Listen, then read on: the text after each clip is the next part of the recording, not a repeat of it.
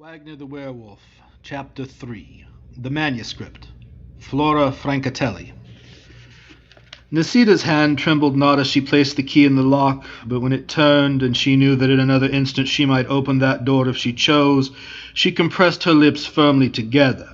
She called all her courage to her aid, for she seemed to imagine that it was necessary to prepare herself to behold something frightfully appalling. And now again her cheeks were deadly pale, but the light that burned in her eyes was brilliant in the extreme.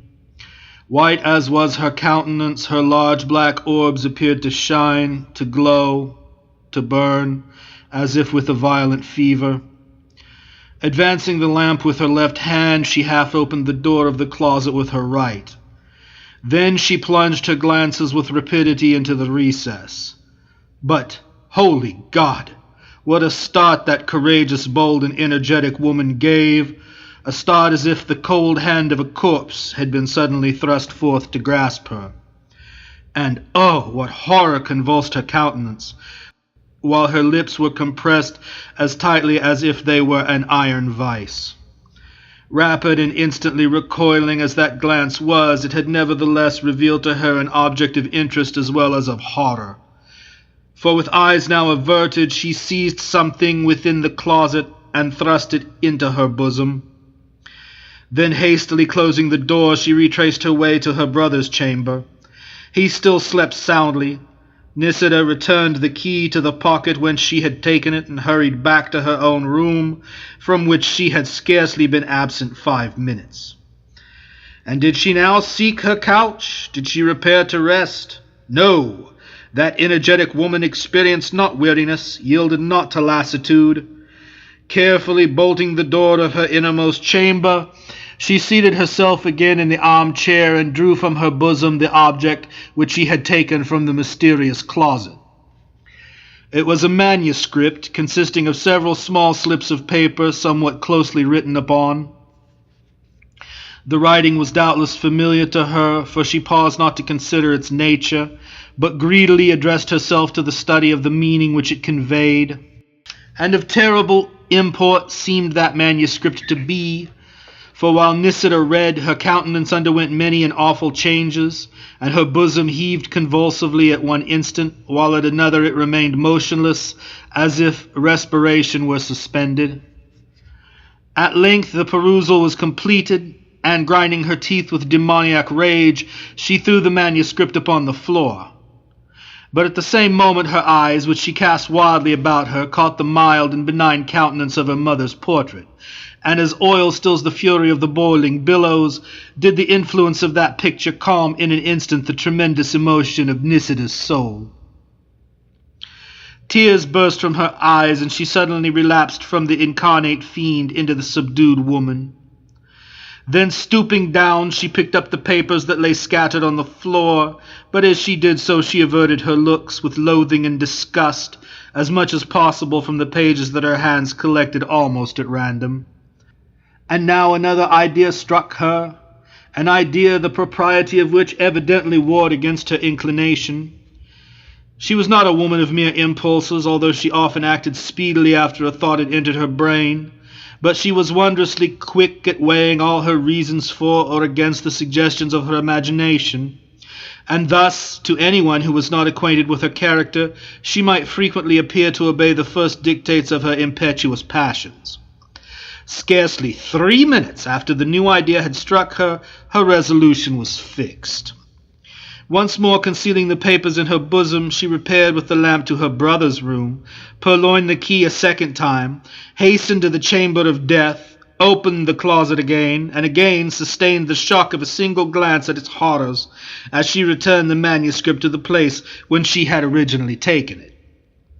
Then, having once more retraced her way to Francisco's chamber, she restored the key to the folds of his doublet, for he continued to sleep soundly. And Nisida succeeded in regaining her own apartment just in time to avoid the observation of the domestics, who were now beginning to move about. Nisida sought her couch, and slept until nearly 10 o'clock, when she awoke with a start, doubtless caused by some unpleasant dream. Having ascertained the hour by reference to a water clock, or clepsydra, which stood on the marble pedestal near the head of the bed, she rose, unlocked the door of her apartment, rang a silver bell, and then returned to her bed. In a few moments, Flora, who had been waiting in the adjoining room, entered the chamber. Nisida, on regaining her couch, had turned her face towards the wall, and was therefore unable to perceive anything that took place in the apartment. The mere mention of such a circumstance would be trivial in the extreme, were it not necessary to record it in consequence of an event which now occurred. For as Flora advanced into the room, her eyes fell on a written paper that lay immediately beneath the armchair, and conceiving from its appearance that it had not been thrown down on purpose, as it was in no wise crushed nor torn, she mechanically picked it up and placed it on the table. She proceeded to arrange the toilet table of her mistress, preparatory to that lady's rising, and while she is thus employed, we will endeavour to make our readers a little better acquainted with her than they can possibly yet be.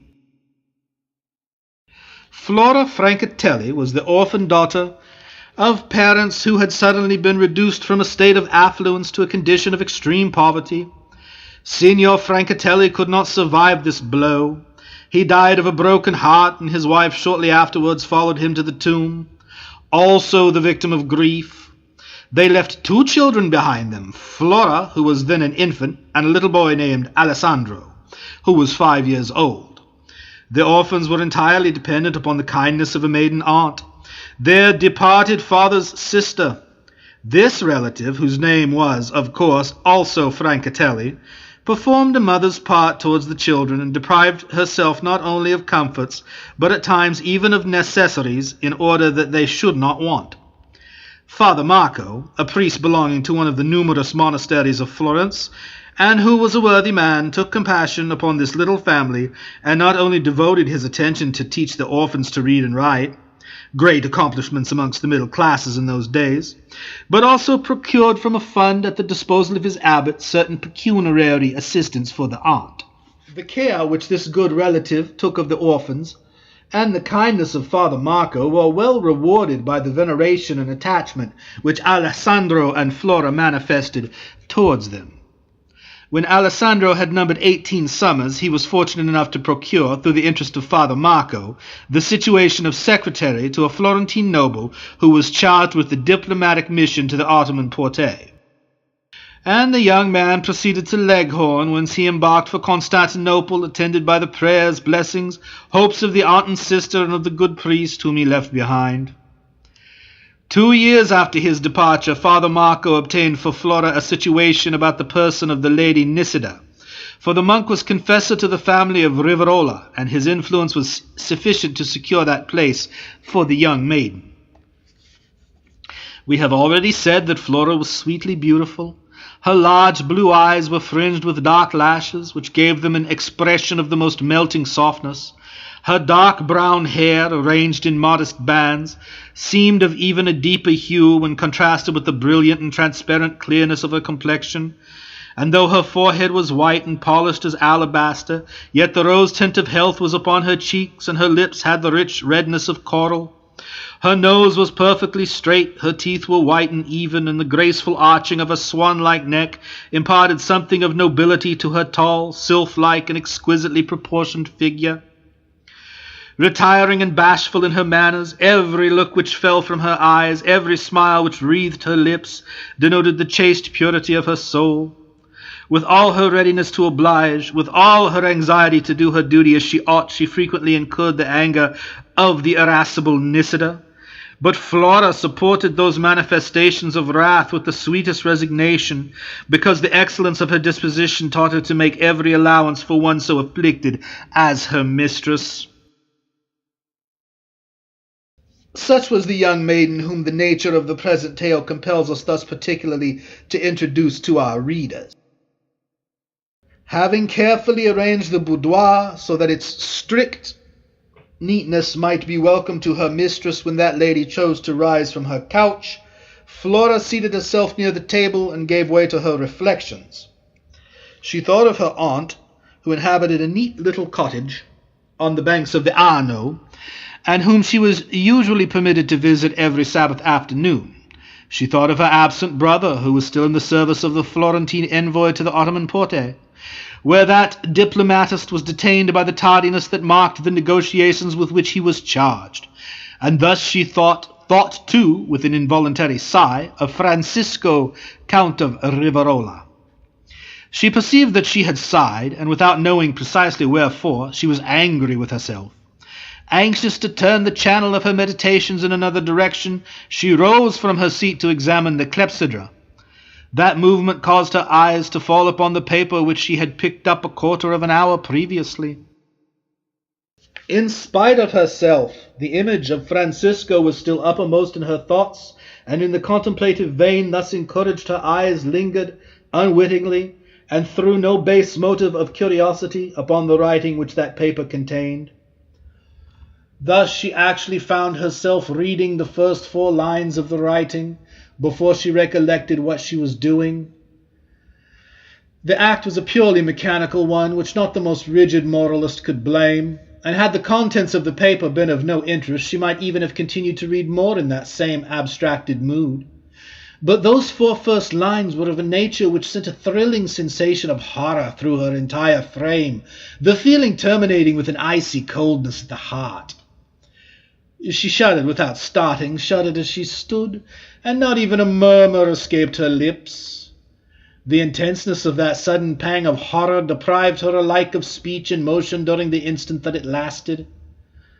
And those lines, which produced so strange an impression upon the young maiden, ran thus: "Merciless scalpel hacked and hewed away at the still almost palpitating flesh of the murdered man, in whose breast the dagger remained deeply buried, a ferocious joy, a savage, hyena-like triumph." Flora read no more. She could not, even if she had wished. For a moment she remained rooted to the spot, then she threw herself into the chair, bewildered and dismayed at the terrible words which had met her eyes. She thought that the handwriting was not unknown to her, but she could not recollect whose it was. One fact was, however, certain. It was not the writing of her mistress.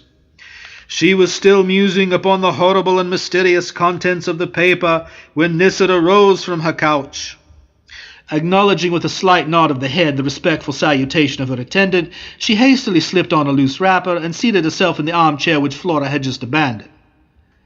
The young girl then proceeded to comb out the long raven hair of her mistress, but this occupation was most rudely interrupted, for Nisida's eyes suddenly fell upon the manuscript page on the table, and then she started up in a paroxysm of mingled rage and alarm. Having assured herself by a second glance that it was indeed a portion of the writings which had produced so strange an effect upon her a few hours previously, she turned abruptly towards Flora, and imperiously confronting the young maiden, pointed to the paper in a significant manner. Flora immediately indicated by a sign that she had found it on the floor beneath the armchair. "And you have read it?" was the accusation which, with wonderful rapidity, Nisida conveyed by means of her fingers, fixing her piercing, penetrating eyes on Flora's countenance at the same time. The young maiden scorned the idea of a falsehood, and although she perceived that her reply would prove far from agreeable to her mistress, she unhesitatingly admitted, by the language of the hands, "I read the 4 first lines, and no more." A crimson glow instantly suffused the face, neck, shoulders, and bosom of Nisida, but instantly compressing her lips, as was her wont when under the influence of her boiling passions, she turned her flashing eyes once more upon the paper to ascertain which leaf of the manuscript it was. That rapid glance revealed to her the import, the dread but profoundly mysterious import, of the first 4 lines on that page, and again darting her soul-searching looks upon the trembling Flora, she demanded, by the rapid play of her delicate taper fingers, "Will you swear that you read no more?" "As I hope for salvation," was the symbolic answer. The penetrating, imperious glance of Nisida dwelt long upon the maiden's countenance, but no sinister expression, no suspicious change on that fair and candid face contradicted the assertion which she had made. "I believe you. But beware how you breathe to a living soul a word of what you did read. Such was the injunction which Nisida now conveyed by her usual means of communication, and Flora signified implicit obedience. Nisida then secured the page of writing in her jewel casket, and the details of the toilet were resumed. End of Chapter 3, Wagner the Werewolf.